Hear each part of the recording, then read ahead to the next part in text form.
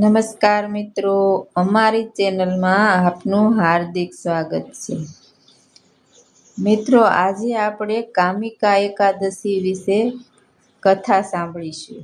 મિત્રો, શું તમે જાણો છો કે એક પત્નીના વ્રતથી તેનો પતિ રાક્ષસમાંથી ફરી દેવ બની ગયો હતો?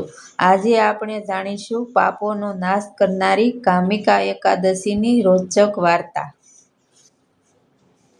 પ્રાચીન કાળમાં લલિત નામનો ગંધર્વ અને લલિતા નામની અપ્સરા રહેતા હતા.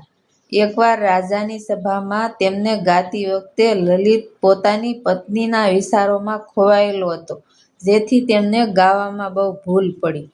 ત્યારે ક્રોધિત થઈને રાજાએ તેને શ્રાપ આપ્યો કે તે નરભક્ષી રાક્ષસ બની જાય. લલિત ભયાનક રાક્ષસ બની ગયો. તેમની પત્ની લલિતા તેને બચાવવા માટે ઋષ્યશૃંગ મુનિ પાસે ગઈ. મુનિએ તેને ચૈત્ર મહિનાની કામિકા એકાદશીનું વ્રત કરવાનું કહ્યું. લલિતાએ પૂરી શ્રદ્ધાથી વ્રત કર્યું અને તેમનું પુણ્ય પોતાના પતિને અર્પણ કર્યું. ત્યારે જ ચમત્કાર થયો. લલિત રાક્ષસ મટી ફરી સુંદર ગંધર્વ બની ગયો. આમ આ કામિકા એકાદશી મનની બધી ઈચ્છાઓ પૂર્ણ કરે છે અને ભયંકર પાપોમાંથી મુક્તિ અપાવે છે. આ વર્ષે 29 માર્ચ 2026ના રોજ આ એકાદશી છે. ભગવાન વિષ્ણુની કૃપા મેળવવા કોમેન્ટમાં ઓમ નમો ભગવતે વાસુદેવ જરૂર લખજો.